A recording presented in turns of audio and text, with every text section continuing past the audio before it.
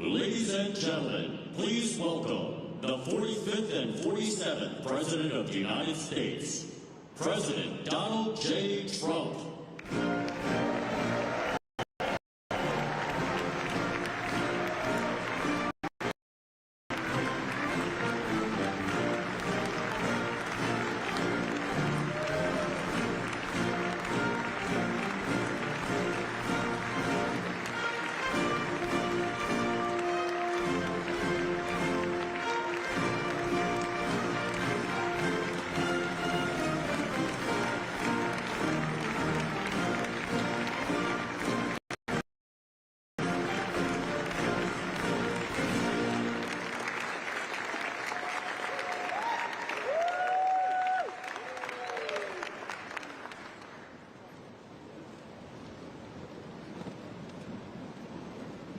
Well, good afternoon. Mr. President, welcome back to Pittsburgh. It's so glad to have you. A year ago, almost to the day, I was with you at Butler, and I witnessed your strength and your courage on that day. Beyond grateful that you're here safely with us, and we are honored and thrilled to have you back in town. The town we're proud to call home, at such an historic time for our great Commonwealth and for our nation. In your first term, you famously promised you were elected to represent the citizens of Pittsburgh, not Paris. And today you're once again making good on that promise. And what's happening here today is absolutely historic. Your visit and your leadership has catalyzed $90 billion of investment in energy and AI revolution.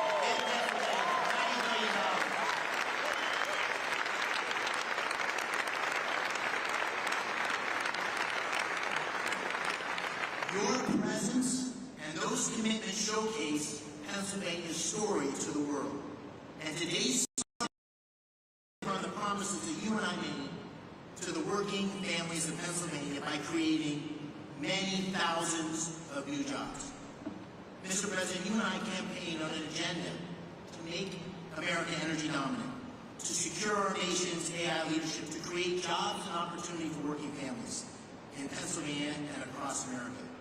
And your policies are working. You're making our country energy dominant once again. You're supporting workers at every level. You've embraced foreign investment and created good paying jobs right here in the United States of America. And you have been unwavering in your commitment to rebuilding America's industrial capacity and securing long-term AI leadership. Those policies are not only crucial to our economic well-being, to the people here in Pennsylvania, but to our national security. And this agenda has galvanized private capital. It's unleashing a new wave of industrial development and job creation across America and in Pennsylvania. And I just want to say I'm so thankful to you, but also to your incredible team, Secretary Lutnick, Secretary Besson, Secretary Burke, Secretary Wright, David Sachs. We have had such incredible leadership and support from your team. Before we talk about those commitments here, and what it means for Pennsylvania workers, I know you want to say a few words. And so I'd like to say, ladies and gentlemen, it's my honor to introduce the 45th and the 47th President of the United States of America, Donald J. Trump.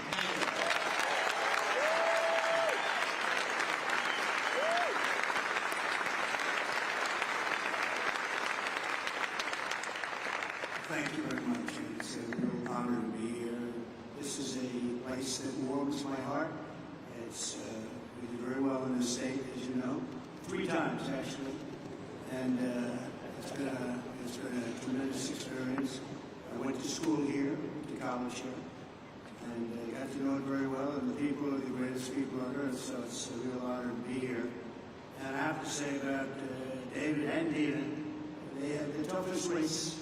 Was. I said, this is going to be a tough one. And every campaign stop that I made, we had lots of people, tens of thousands would be a small crowd. And I'd invite David, and he'd get up and do a fantastic job. And it all worked out, but he won a race that was really not doable. I think it was, his opponent was here for a long time, and his father was there for about 50 years at least total. And those people are the people who beat him. So I just want to congratulate you. It's amazing. And he wouldn't have done it without Dina, that I can tell you. Anybody that knows Dina knows exactly what I'm saying. And, you mentioned Butler, but what nobody really talks too much about because they didn't see the order, but I actually looked down to the right before that thing happened, and I said, oh, there's David McCormick is running for the Senate. David, come on up. And there was so many people, there was a little problem he had coming up because I said, look, just do it later. And then about a minute later, so, you would come up, I don't know what the hell would have happened. It worked out better this way, right? I don't know if he would have been around, but I want to take full credit for that. I said, no bother, we'll do it later. So if I didn't say that, who knows? But really great job. Exactly 1 year ago this week, David was at that rally in Pennsylvania. And 12 months later, look at what we have. We have really, I mean, if you think about it, we had a country, and I just left the NATO leaders, I left the Middle East, the Kingdom of Saudi Arabia, Qatar, as you know, here, so great, and UAE, these are 3 great leaders. And then we just made a deal with NATO where they pay for everything and we give them the ammunition and the missiles and we give them whatever they want. We're going to get that war stopped and so bad. But every leader said, no matter where, they all said the same thing to me, some of them separately, but the same words, just about. He says, it's amazing. 1 year ago, you had a dead country. We were dead. We didn't think you could ever come back. And now, today, you have the hottest country anywhere in the world. It's true. So, we're back in Pittsburgh to announce the largest package of investments in the history of the Commonwealth of Pennsylvania, and it's not even close. I don't imagine it's too close. I don't think second is too close.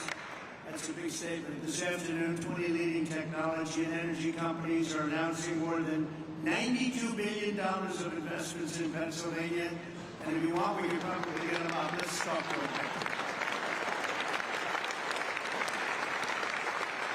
But this is a really triumphant day for the people of the Commonwealth and for the United States of America. We're doing things that nobody ever thought possible. As of about a month and a half ago, when we came back from the Middle East, we came back with $5.1 trillion of investments from the 3 countries that I mentioned, and they're great people, great leaders of those countries. But we came back with many, many planes that they are going to build through Boeing. They came back with a package of goods that were, nobody's seen. I don't think anybody's seen. $5.1 trillion, and we are now at about 16, think of this, $16 trillion, and we're at a little bit less than 6 months, but really we're probably at 3 months because it took me a little time to get started, right? So in 3.5, 4 months, let's say, we have about $16 trillion. There's never been anything like that in history. You can go for years and they didn't have numbers like that. And if you look at the last administration, you had negative numbers. You didn't have positive numbers. You're going in the wrong direction. We have the hottest country, and we're going to keep it that way. Today's commitments are ensuring that the future is going to be designed, built, and made right here in Pennsylvania and right here in Pittsburgh, and I have to say right here in the United States of America.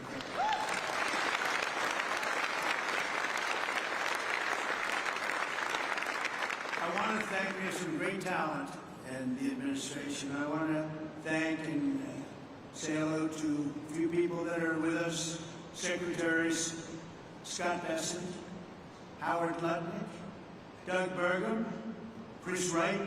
You know, Chris Wright's very friendly with the people up here. Doug, I wanted Doug for energy. I didn't know about Chris. And Doug said, I have somebody that's much better than me. Right? And Doug never said that in his life. I said, this guy must be very good. But what a team they are. You know, we have one controls the land and one controls the energy, but it was sort of intertwined. So we put them together, right? We never even discussed who's supposed to be the leader of the pack, but boy, you are, it was one instruction, drill, baby, drill, right? And they are drilling.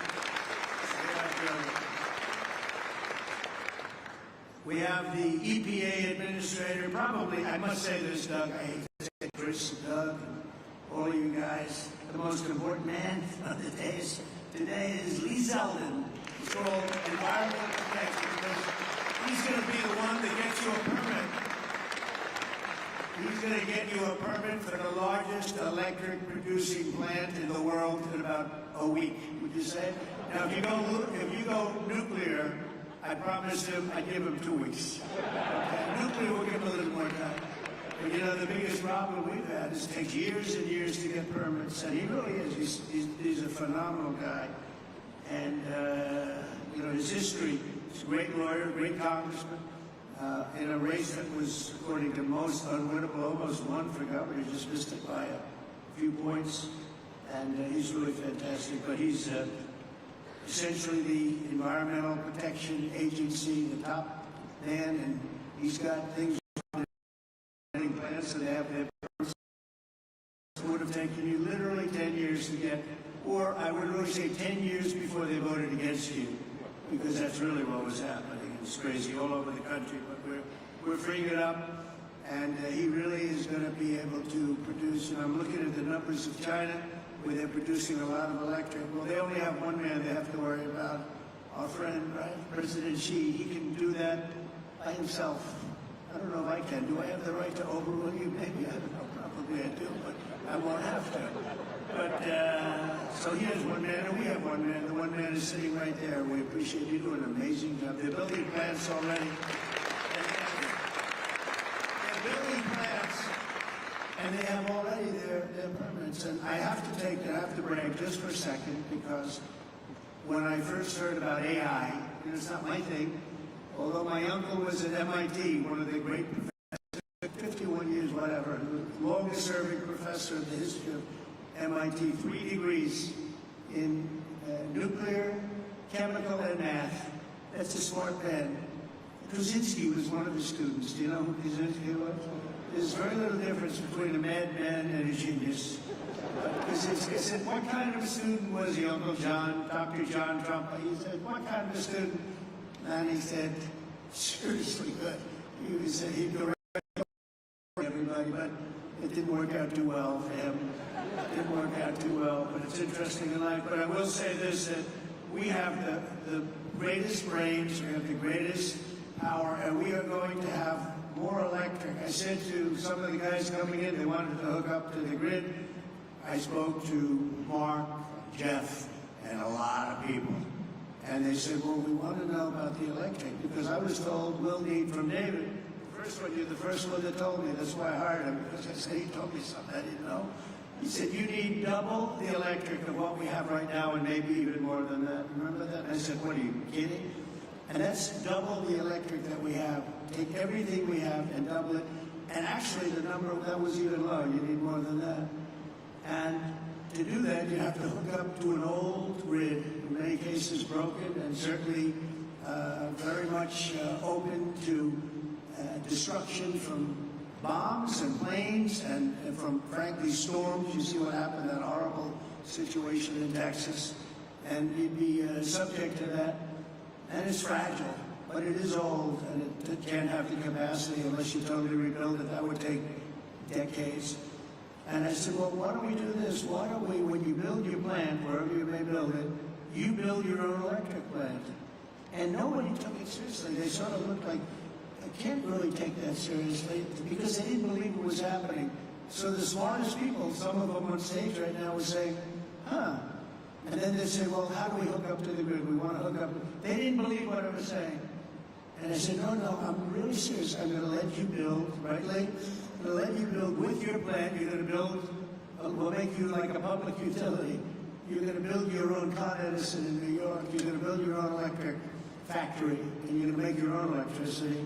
So this way you can have a great plant, and what you'll do is if you have excess, you can sell it back into the grid. You'll even make money from the electric business, because these guys do know how to make money. They'll end up doing things that will be shocking. And you're going to make your own plant. So when I looked at the numbers before, I saw a board outside, and it showed how much electricity China's making. Well, we just started. But we're going to actually end up doing more than them, and it's going to be done privately, and you're going to own your own electric plants. And they'll be powered by maybe nuclear, maybe gas, maybe coal. You know, we brought coal back because it doesn't work. I hate to say it just doesn't work. It's rather intermittent. You don't want it. It causes a lot of problems. But we have every form of fuel that you want to use for your plant. And you'll build a plant, you'll build your electric, and this way you have no excuses, because I didn't want to be the one that said, listen, we're trying to build that grid in 10 years from now, and you wouldn't be able to open. You're going to build it with your own plants. And so people heard that. They couldn't believe it, and finally now they believe it, because we have a couple that are already started, and they're building their electric plants along with their separate plant. And in fact, some of them are building the electric plant inside of their main building. So it's really exciting to see. But I was very, very proud of that, actually. White House AI czar David Sachs. David, thank you very much. Great job. David interviewed me on his podcast about, what's that now, 2 years ago or something in San Francisco, and I said, this guy's very smart. If I pull this sucker off, I'm going to probably hire him in some form. I got to get him in. But you've been doing great. Thank you, David, very much. Director of the Office of Science and Technology Policy, Michael Pratsios. Michael, thank you. Thank you, Michael. Where's my, thank you, Michael. Good job. You tell me you're doing great. Thank you very much. As well as State Senate President Pro Tem Kim Ward. Kim, thank you. Kim, good job. Kim's very happy right now. State Senate Majority Leader Joe Pittman. Joe, thank you. And State Senator Greg Rothman, thank you very much. Thank you. I also want to recognize your great congressmen. These are friends, these are warriors. They just passed the great, big, beautiful set. Yeah, I had the word great. I like to say this. The really was really supposed to be great, big, beautiful. They call it the big, beautiful. I had great. They took the word great out. I was on a show called To Face the Nation or something like that. Ladies and gentlemen, To Face the Nation. And I said, I want a great, big, beautiful bill. And they named it that. And it really is. It was supposed to be 7 bills. Could have been 2 or 3, but it was supposed to be originally 7. I said, let's put them all together. And if you put them all together, there's going to be something for everybody. And that's what happened. And we got it passed. And Republicans said we didn't get one Democrat vote. Think of it. The biggest tax cut in history, and we didn't get a Democrat vote. And so many other things. No tax on tips. No tax on Social Security. No tax on overtime. But the biggest tax cut in the history of our country, you got that. Also, the biggest deduction, you know, you have a 10-year period. Last time we had a 1-year period, now you have a 10-year period. And that's what made the first one. We had the most successful economy in the history of our country during my first term. And we passed the bill, but that bill, honestly, as good as it was nothing compared to this one. And the biggest thing, and the biggest reason for the success was the deduction. And you're allowed to do it, and this time we're including structures, so you're able to deduct those big structures that you're building, so nobody thought that was even possible. But I want to introduce the people that did it. Dan User is here. Where's Dan? Dan, oh, they're in Washington working on our next bill. Good. They shouldn't be here. Now I don't have to mention their names yet. Although they watch it on television, I guarantee you. Oh, that's right. They're working on our next one, which is coming for a vote, I think, on Friday. Wow, I'm impressed. But JT, GT, Thompson, Lloyd Smucker, John Joyce, Mike Kelly, Scott Perry, Rob Bresnahan, all terrific people, and Guy Reschenthaler. These are great people, the warriors. They fought with us, they voted with us. We only had 2 negative votes. I didn't invite those 2 guys. We had a guy named Rand Paul Jr. He's known as Rand Paul Jr. in the House. He always votes no. We had somebody else that did him a big favor, and I said, well, he's not going to, sir, I don't think so-and-so is going to vote. I won't mention his name. And I said, oh, he's going to vote because I did him a very big favor, very personal favor. As big as you can get, having to do with death in life. But having to do, no, he's going to vote. Don't worry about it. Okay, sir, you tell me, but I don't think we're going to get his vote. Don't worry about it. And I said, I know what I'm talking about. Don't worry about it. And sure as hell, he voted against us. And I sent another one down. Another great move by Trump. Anyway, so much for favors. You know, it's welcome to the world of politics, right, David? We know about that. But we're here today because we believe that America's destiny is to dominate every industry and be the first in every technology. And that includes being the world's #1 superpower in artificial intelligence. And we are way ahead of China, I have to say. We're way ahead of China, and the plants are starting up, the construction's starting up. And did you notice that 2 days ago they just announced that they had a budget surplus of $25 billion in this country? Right, Howard? They never saw anything like that. They would say, when did that? That's been like decades. $25 billion, and that's peanuts compared to what it's. And it's good business practices. The tariffs are coming in by the hundreds of billions of dollars, and they're really at the infant stage right now. It's only on cars and steel, mostly. And the rest is starting to kick in. We just made a deal today, a big one with Indonesia, a great deal. They've opened up Indonesia fully. You know, Indonesia really has great copper, very powerful copper, but they have a lot of things in access to Indonesia. We'll soon be announcing probably, if we do, we do. If we don't, that's okay too. I don't mind, because I'm very happy with the letters that we send out that you'll be paying X%. I almost like it better if you want to know the truth. But Scott and Howard, they like to go the old-fashioned way. Let's work hard to make a deal. I don't know, there's something about pay us 35% of everything, and we're very happy. But I think India's going to open up, and a lot of countries are going to open up. And some that don't, they'll just be paying a very substantial tariff, but peanuts compared to what they should be paying. So we have some amazing things. China and other countries are racing to catch up to America, having to do with AI, and we're not going to let them do it. We have the great chips, we have the great everything, and we're going to be fighting them in a very friendly fashion. I have a great relationship with President Xi, and we smile at the back and forth, but we're leading. Somebody said before that we're going to try and catch China. We're not catching them, we're leading. And one of the advantages they have is they show the electric that they have it. They're opening up coal-fired plants all over the place. And we're entitled and allowed now to do that too. We took coal that was taken out of the chain, and coal is actually a very powerful. I say you're not allowed to call it coal. You have to call it clean, beautiful coal. You're not allowed, John, to call it just coal, because people don't understand. We call it clean, beautiful coal. But China is, I think they're going to be very far behind. You mark my words, I think they're going to be very far, because we have a lot of places going up right now, and they're all going to be great, and they actually feed off each other. But remaining the world's leader in AI will require an enormous increase in the energy production, and that's taking place, and you're doing it yourself, and a massive build-out of physical infrastructure, and that Pennsylvania has, and you have tremendous skill in this state.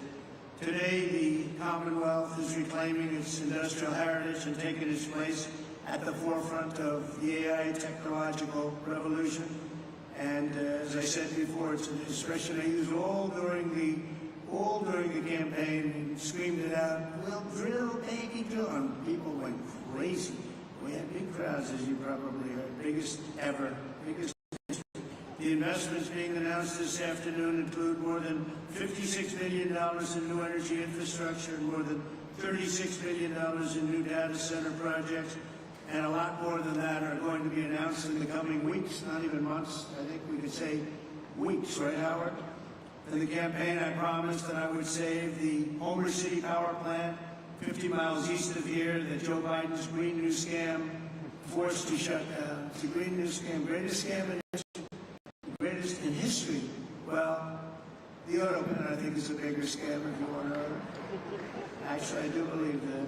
Today, we're pleased to report that a $15 billion investment from Knighthead Capital Management. Who's here from Knighthead? Well, I'm very impressed with that. $15 million. That's a great location, too. Wow. That's very impressive. Thank you very much. That's a big number, huh? It's a big number. It's peanuts. Relative to what would do. That's a good job. But the Homer City site is being resurrected as the largest natural gas-fired power plant ever to be built in North America. Is that right? That's fantastic. As another example, Google will be investing billions and billions of dollars to revitalize two major hydropower facilities in Pennsylvania. Congratulations, Sarah. They've done a pretty good job of doing it, I'll tell you. And they have their star right here, so congratulations. That's really fantastic. And under the last year of Biden, China added 11 times as much power generation capacity as did the United States. That's under Biden. That's not under Trump. That's under Sleepy Joe. Under the Trump administration, America's getting back in the game, and we're going to actually be doing more than they do, as I said. And on day one, I ended the Green New Scam. I also ended Joe Biden's war on clean, beautiful Pennsylvania coal. Totally ended. Coal has equal, if not greater status. It's a very powerful thing, coal. China is sort of interesting. China makes windmills, but how many wind farms do you see in China? I haven't seen any lately. It's sort of crazy. They build the windmills, sell them into our country, sell them all over the world, and they ruin their fields and ruin their valleys. And then you look at China. Where's your wind farm? Well, we have one. We're thinking about one. The whole thing is crazy. But they use coal, and they're building right now about 52 power plants, all of coal. I signed historic executive orders to expedite construction of brand new nuclear power plants, which is very hot. We've issued an order, as you probably know, 1 month ago, making it very easy and very safe to build nuclear power. And Westinghouse, I know, is represented here, and they're become a whole brand new Westinghouse. Congratulations. It's a great thing to do.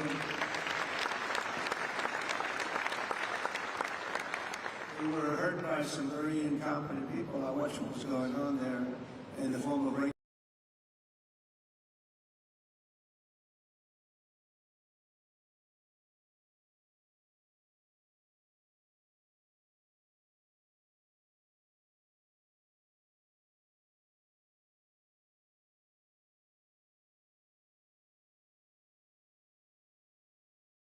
Tomorrow, 2 weeks ago, we enacted the largest tax cuts in American history when I signed that one big, beautiful bill into law. We're adding to it a little bit, and we're refining it a little bit, all to the positive.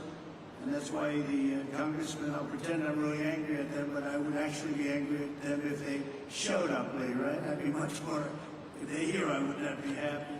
The bill allows 100% expensing on all new equipment, something that's never happened before. Factories, research, and as I said before, even structure. To further protect Pennsylvania industry, 2 months ago I came here to announce my approval of a historic investment deal with Nippon Steel of Japan, to keep U.S. Steel right here in Pittsburgh. We have a great woman here, Salina Zito. She's the writer. She writes on the Rust Belt and the Midwest, really, but the Rust Belt, anything having to do with rust and belt. Where is Salina? Is she around there someplace? Because I'm doing an interview with her in a little while. And I said, do me a favor, let me do the interview after this. This way we can be right on time. Where is Salina? Oh, she's great. You can't be angry at me now, Selena, because I'll be with you. I said, Selena, can we make it after? Otherwise, we're going to keep a lot of money waiting. These people have big money. When I saw the people here, I said, Selena, I'm sorry. I have to delay this. And also, Miss McAdams. Where's Miss McAdams? We're going to do one with her, too. And she's great with Fox. And she's been fantastic. Stand up. Stand up. Young and smart and vibrant. You've done a great job. So I'll see you in a couple of minutes. That's great. We can't keep this kind of money waiting. These are truly the biggest investors in the world, including my friend John on my left. But these are the biggest investors in the world. I'm sorry, McAdams, and I'm sorry, Selena. That's the way it works. It's very impressive. But Nippon Steel, and we got it, and we have all sorts of protections because of the fact that U.S. Steel was, you people, years ago, 80 years ago, was the biggest company in the world, most powerful company in the world, and we were very strong, and Nippon's coming in, they're going to be investing $17 billion. They're going to build new plants all over the country using U.S. Steel, and we have the absolute control because we don't want to lose control of that one name. That one name is very important for to the history of this country, and I think Nippon's going to do a fantastic job. And, you know, in some cases, they could take it back to their country. I said to people, because a lot of people said, well, what do you think? Japanese companies coming in, they said, well, you know, when they spend $1 billion in a steel plant, they're not going to put it on a boat and take it away. It's going to be right here with us, no matter what. But they are going to do a fantastic job, and they look forward to it, and they're so excited about it. They actually fought very, very hard to get that deal. And I think when you look at the countless jobs at the Mon Valley Works in western Pennsylvania, we have something that's going to be really incredible. And we did keep a golden share. You know what's the golden share? I do. I have the golden. Does everybody know what a golden share? A lot of these people from the Middle East, they don't have to worry about golden shares. But we have a golden share, but Nippon's going to do a fantastic job. With that historic announcement and the new commitments being made today, we're building a future where American workers will forge the steel, produce the energy, build the factories, and really run a country like, I believe, like this country has never been run before. I think we have a true golden age for America. We've been showing it, and it truly is the hottest country anywhere in the world. And I'm honored to be in Pennsylvania, and I'm honored to be in Pittsburgh, and you're going to see some real action here, so get ready.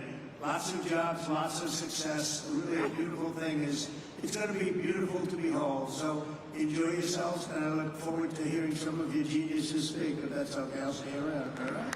Okay. Thank you, Mr. President. Thank you so much. Again, thank you for being here. And you coming has allowed us to have this incredible summit. You won't surprise you, this summit was Gina's idea. But what it's allowed us to do is catalyze the investment. It's allowed us to get a lot of attention on Pennsylvania's story, and it's allowed us to deliver on the promises you and I talked about, which is jobs for working families, really create opportunity here in Pennsylvania. So it's the manifestation of your agenda. And we're going to talk today about those $90 billion of investment. You'll hear from Blackstone and QTS, CoreWeave, and others. They pledged $36 billion to build data centers. You also hear from companies that invested tens of billions in generating the power needed to run those data centers. We have great investments in natural gas production and pipelines, but also in nuclear. Brookfield's repowering of 2 hydro facilities with Google that you mentioned. The great Pittsburgh company Westinghouse will tell you how they're going to deliver on your call to strengthen America's power industrial base by placing 10 reactors under construction by 2030. And Constellation, which is here, Joe Dominguez, is upgrading Limerick Clean Energy Center to bring an additional 340 megawatts online. First Energy and Pennsylvania's PPL have collectively pledged $20 billion to build and operate the grid infrastructure required to support the data center renaissance right here in Pennsylvania, and to ensure that ratepayers don't foot the bill. And finally, you got technology companies like Google that are investing in bringing the benefits of AI to Main Street, and their AI Works for Pennsylvania initiative, which will offer AI training for 1 million small businesses. The great thing about today is these are not empty promises. These are tangible, real commitments, and they're only beginning. The distinguished leaders you have around the table here, from Larry Fink to Darren Woods, from Toby Rice to Bruce Flatt, to great global investors like my good friend Chow Kit from Singapore, Haldun Al-Mubarak from the United Arab Emirates. They've traveled long distances to witness firsthand this historic moment and to see firsthand what's happening in Pennsylvania. And these investments are a testament to Pennsylvania's unique resources. Unbelievable natural gas reserves, abundant fresh water, a massive installed base of nuclear power, incredible tech universities like CMU, our host today, thank you for them.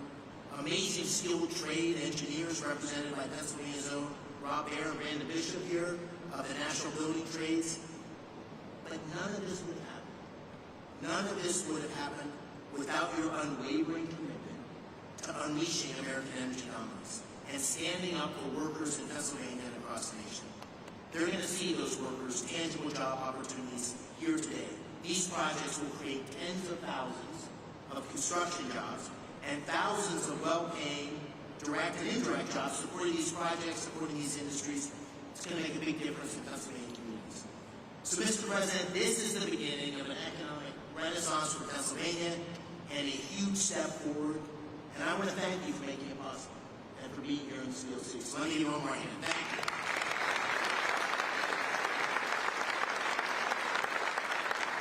So with that, if it's all right with you, Mr. President, I'm going to call on a handful of the people here and let them tell you a little bit about what they're thinking and why they're investing. I'll start with, to your left, John Gray, President and COO of Blackstone.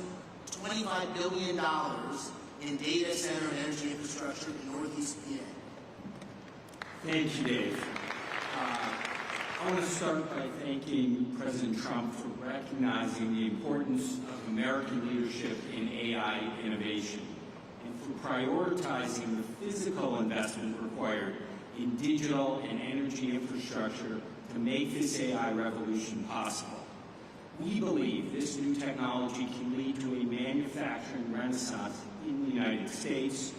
Generating electrons will spur economic activity and employment growth right here in Pennsylvania. That also leads me to thank Senator McCormick for hosting this terrific summit, and Dina's help, of course. So many important participants from around the globe have come here, including political leaders in Pennsylvania from both sides of the aisle, who all care about making this state in the U.S. successful in this vital area. By the way, I love the state too. I went to college like you here as well. I met my wife there, and it is a great place. I will say that at Blackstone we have enormous investments here, and we're very excited to announce that we're going to make a further $25 billion investment into Pennsylvania's digital and energy infrastructure.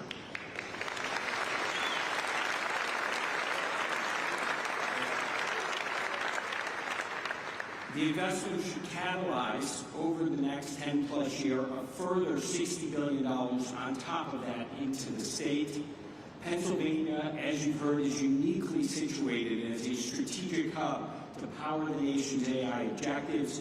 Abundant, low-cost energy, 20% of the country's natural gas production, and by co-locating data centers next to the natural gas, we eliminate the enormous cost and time delays with these projects, which makes us super bullish on this state.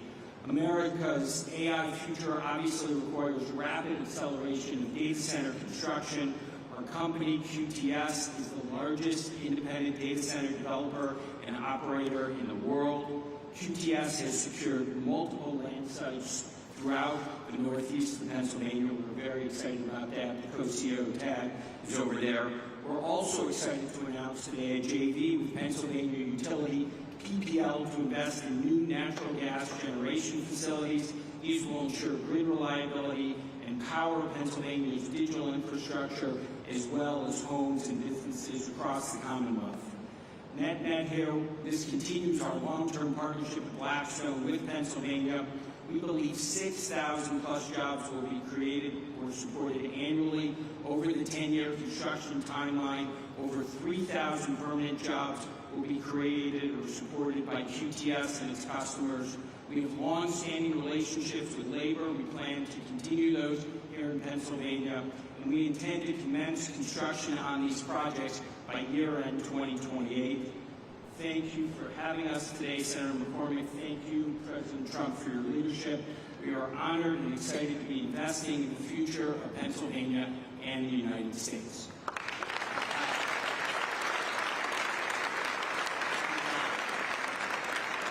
That's great. And I'm going to keep this moving because there's so many people here I want to call on. Brian Tierney, CEO of First Energy, a $9.3 billion investment across PA to expand power distribution and strengthen grid infrastructure. Brian. Thank you, Senator McCormick. And thank you, President Trump, for your leadership, particularly on energy security and what it means to our economy. At First Energy Pennsylvania, we have 6,000 contractors and employees who are thrilled to serve 2 million customers in the state.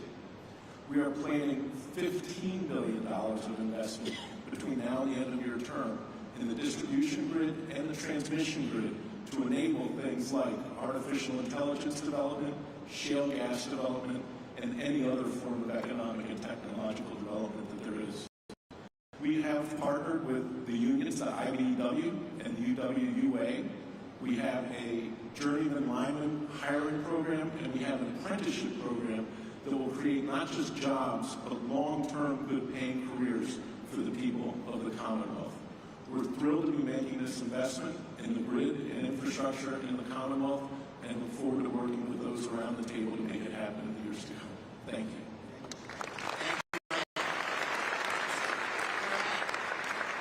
Dan Summer, a Pittsburgh iconic name, Westinghouse, $6 billion. This ties directly to the executive order of your commitment to nuclear power.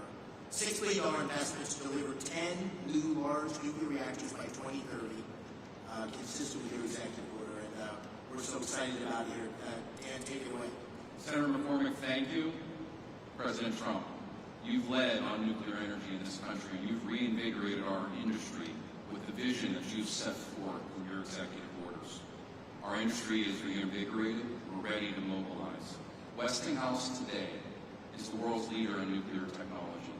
Over 50% of the reactors that operate in the world use Westinghouse technology, and today, we as a company service over 60% of the world's operating nuclear fleet, right here from our headquarters in the Pittsburgh region, actually Butler County, as well as sites around the country and around the world. What we're happy to share today is we've taken the call to action under your executive order to partner with companies across our industry to mobilize a plan to deliver 10 AP1000 reactors in the U.S. with construction to begin by 2030. This is not only critical to achieve your goals with respect to energy dominance and winning the AI race, but it's a driver of massive economic benefit across our country. When we deploy a fleet aligned to your vision, we'll drive $75 billion of economic value across the United States, with $6 billion of value here in Pennsylvania. It's also a jobs machine. Implementing your vision will create or sustain over 55,000 jobs across the country and over 15,000 jobs here in the Commonwealth alone. And these are great jobs across manufacturing, engineering, and construction. We're happy to announce today a strategic collaboration with Google to leverage Google's expertise in AI and AI solutions, along with Westinghouse's AI technology and 75 years of OEM nuclear engineering and construction data to build an AI machine that helps us rethink how to do nuclear construction in this country, and honor your commitment and your expectations for us to, when we deliver nuclear, we'll do it on budget and on cost. Mr. President, thank you for your leadership. Thank you for your vision. Westinghouse and our industry are ready to deliver.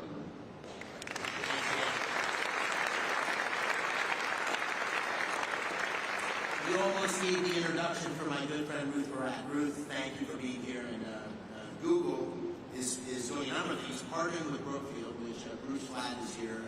Great partnership. We're lucky to have them both engaged in Pennsylvania. Bruce is also the majority owner of Westinghouse. Brookfield's the majority owner of Westinghouse. And also an incredible effort to train a million small businesses in AI. So Ruth, please tell us what you're doing in Pennsylvania. Thank you. Thank you, Mr. President. Thank you so much for your leadership, for your clear and urgent direction that our nation invests in AI in the infrastructure, technology, and energy needed to unlock the extraordinary capabilities that really enable America to continue to lead. And Senator McCormick and Dina, thank you for this extraordinary convening. It really has delivered the energy, no pun intended, that we were striving to achieve here. On behalf of Google, I'm very pleased to be here in Pittsburgh to announce that Google is investing more than $25 billion in data centers and AI infrastructure across the states in this critical PJM region over the next 2 years. And to support the investment, we're investing in 3 additional ways and focused on them. First, Mr. President, to support your mandate for energy abundance, we're investing in hydro, as you referenced. It is a $3 billion, 20-year agreement with Brookfield Energy to modernize 2 hydropower facilities in Lancaster County. Second, we've already heard about the importance of the grid. The Department of Energy has estimated that there is up to 100 gigawatts of additional capacity in America's grid infrastructure if we collectively work to unlock it. So at Google, 2 things. We're applying advanced technology to ensure that we're most efficiently using power from the grid, and we're also working on ways that AI can help to identify and deploy capacity more efficiently. I think what's really exciting also is we're focused on jobs. There are 2 parts of the focus on jobs. One is really training to support the jobs to modernize the grid. There is an acute need for electrical workers in this country. It's estimated in 100,000 plus. Last month, the grant to the Electrical Training Alliance to equip more than 100,000 electrical workers with the skills that they need and train 30,000 new apprentices by 2030. Today, we're expanding that grant to increase the projected pipeline of new electricians in Pennsylvania by 64%. Third, we think it is critical, as Senator McCormick said, to build a fair America, an America where everyone has the opportunity for jobs of the future. And to ensure that we can do that, today, starting in Pennsylvania, we're really proud to announce AI Works for America. And through partnerships with leading employers, universities, skilled trades, and manufacturers, we're going to help train American workers and students by teaching them essential AI skills. And as part of this, I'm very proud that Google will be offering free AI training to every small business in the Commonwealth of Pennsylvania.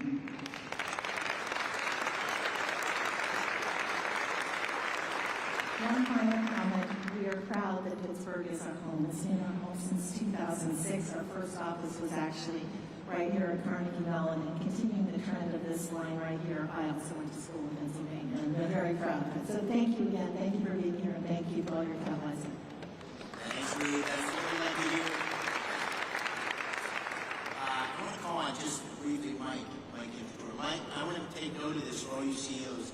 Mike is the CEO of CoreWeave, which made a big announcement today, $6 billion investment in Pennsylvania, and his stock went way up. So all you CEOs, just take notice. Investing in Pennsylvania is good for your stock price. Mike, please tell us about this project. It's very, very exciting. Thank you very much, Mr. President, Senator McCormick. And yes, you're correct. The market responded well to our announcement of investing $6 billion into a Lancaster, Pennsylvania data center. It's a data center that we will be able to host some of the most advanced, state-of-the-art computing infrastructure that the country needs in order to maintain its position as the leader in artificial intelligence. The data center will drive 600 jobs for across the trades as we construct the site, and then another 175 jobs of permanent employment. We're extremely excited about the role that this data center is going to play in our plans to be able to support not just the Commonwealth of Pennsylvania, but the broader Mid-Atlantic region for us. And your support has been incredible across the energy space that's required to deliver clean, reliable power, as well as your support for artificial intelligence at large. Thank you very much. We appreciate your support.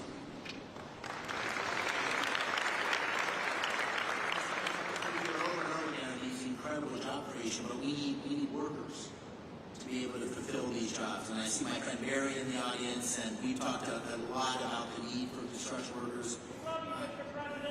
There he is. There's Barry.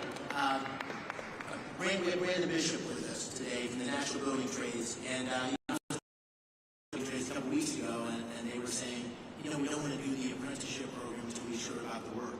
And I said, double, triple, quadruple the programs, right? We got to have skilled workers who can meet the needs. We got a tsunami of opportunity coming for Pennsylvania. And so maybe you can take a minute, Brandon, on that. Thank you for being here. Thank you, Senator McCormick. Mr. President, it's an honor to be here today representing North America's building trades unions and our 3 million members, especially the thousands of highly skilled workers across Pennsylvania who are ready to deliver on all of the historic investments being announced here today.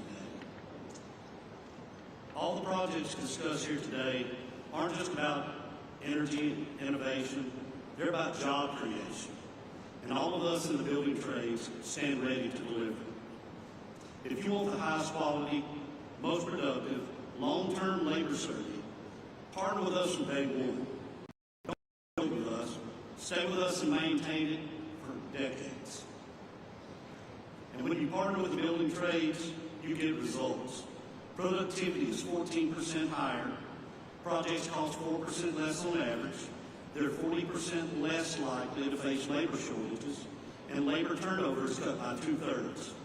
We are the solution to the workforce challenge. Our members are sourced and trained through the largest private workforce development system in the country. Over 16,000 world-class training centers, including many right here in the Commonwealth of Pennsylvania. These centers train hundreds of thousands of men and women through our gold standard registered apprenticeship programs. No taxpayer dollars required. And they don't just lead to jobs. They launch lifelong, middle-class careers with family-sustaining wages, health care, and retirement. So if you're investing in Pennsylvania, let's talk, let's plan, let's partner. Because there's no workforce more prepared to build the future, and no investment more certain than when you build with us. That's what we do. We build, we maintain, and deliver, all by doing it the best way, safely, on time, on budget, and with the highest quality. Thank you, Brandon. I appreciate it. Thank you.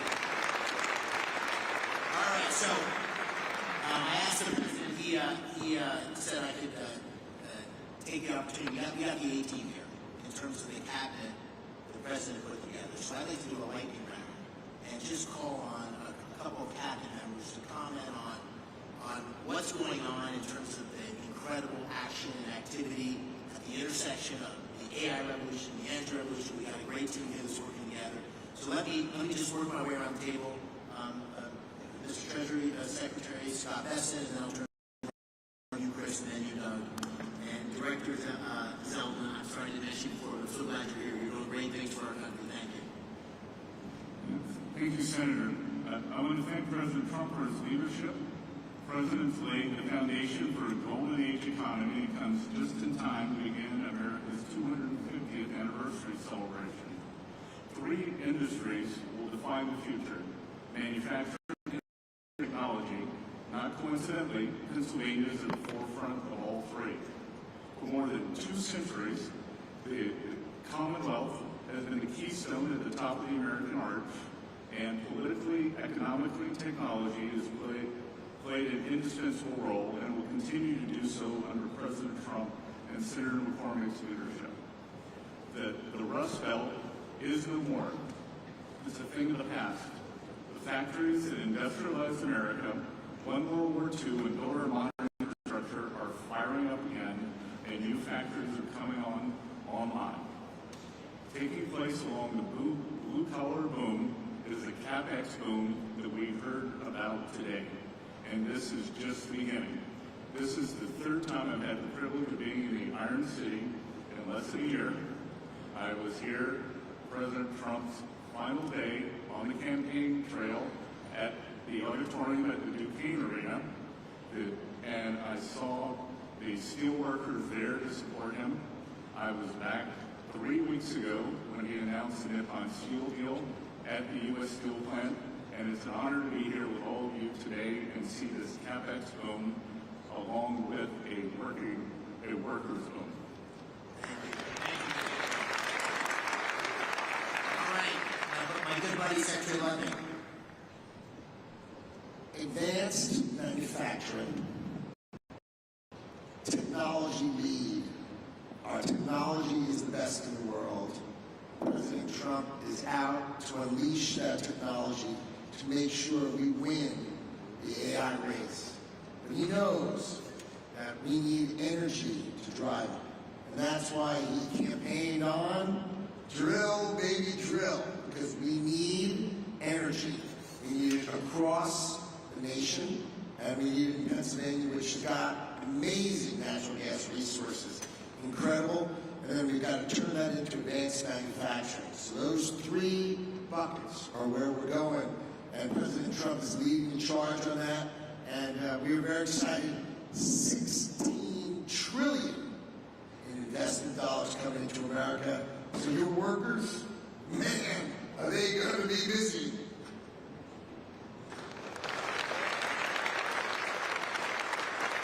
Secretary Wright, let me turn to you, and then Secretary Bergen. Yes, thank you, Senator McCormick, and thank you, President Trump. We are all here, and we're talking about $90 million investment in this state because of a dramatic pivot in the leadership of our country. President Trump, an East Coast real estate developer, understands his gut energy more than anyone I've met. He knows energy is the infrastructure for everything we do. You get energy wrong, nothing else matters. If you get energy right, the possibilities are just immense. And Pennsylvania, the oil and gas industry, global oil and gas industry, started a few dozen miles from here in Titusville, Pennsylvania. The shale gas revolution may have started in Texas, but it really flourished and hit its peak right here in Pennsylvania. Pennsylvania today exports more energy to other states than any other state except for Texas. And it would export more, but it had blocks on building pipelines. Two great opportunities for Pennsylvania energy. One, and President Trump is hard at work at both of these, one is to get those pipelines built from Pennsylvania to New England so we can change the quality of life and opportunities.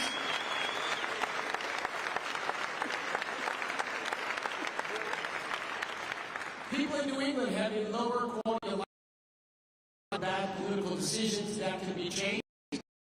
Two, the opposition to building pipelines out of Pennsylvania doesn't stop the production of gas in Pennsylvania. Pennsylvania natural gas production could ramp up tremendously fast, and Pennsylvania could lead the world in AI and reshoring manufacturing. Secretary Bergen, thank you.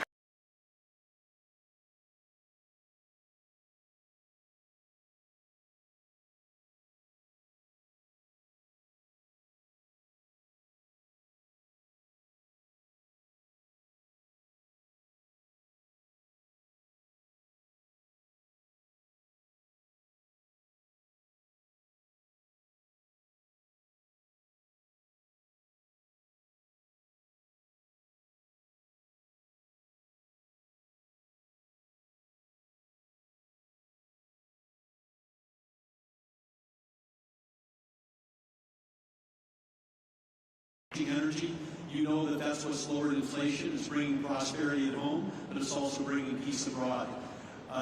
You identified that there was a couple of threats to our country. One was Iran having a nuclear weapon. The other was losing the AI arms race to China. You took care of one of those a few weeks ago. You're helping to take care of the other one here. And I just want to say, again, that you're understanding what needs to be done. You're understanding that we need more power, because a kilowatt of electricity today is worth more than it ever has been in human history, because we can take Pennsylvania natural resources like gas, turn it to electricity, turn it to intelligence, and that intelligence lifts every single industry, not just one industry, not the company that owns the data center, it lifts everybody that uses it. This is going to be the biggest change in human productivity in history, and the U.S. is going to lead thanks to your vision. I want to just close by saying what an extraordinary group of people here today. thank you all for coming. As we have, there's just people you can talk for days just listening to the people around this table. So thank you for being here. Thank you for your commitment and investment in Pennsylvania. Thank you all for you in the audience. The Pittsburgh Post-Gazette ran an article last week, and it said in the first line or two, not since the days of Andrew Carnegie has so much economic power been gathered in one room in Pittsburgh. And I really believe, Mr. President, based on you being here, we're going to look back on this day and say that this was a real seminal moment in the history of our Commonwealth and maybe in the history of our country, because not only of you being here, but all the policies that are leading us in this direction and the leadership we show. So I want to thank you on behalf of Dean and me. Thank you on behalf of Pittsburgh and Pennsylvania. We're grateful for your leadership. Thank you for being here today.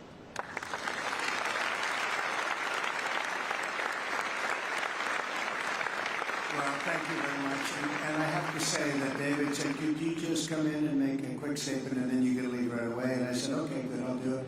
But when I saw the people gathered, I said, I'm not leaving. I want to learn something, and I have learned something. This is the smartest group of talent probably that you've ever had in terms of energy and even finance ever had in one room. So it's an honor to be with you. What you guys did. I like this better, though. I don't care. And you're doing a fantastic job. It really is an honor to be with you, and congratulations. You're going to have tremendous success all over the country, but you're going to have tremendous success in the Commonwealth. So good luck to everybody. And if I can help you, let me know. Thank you very much.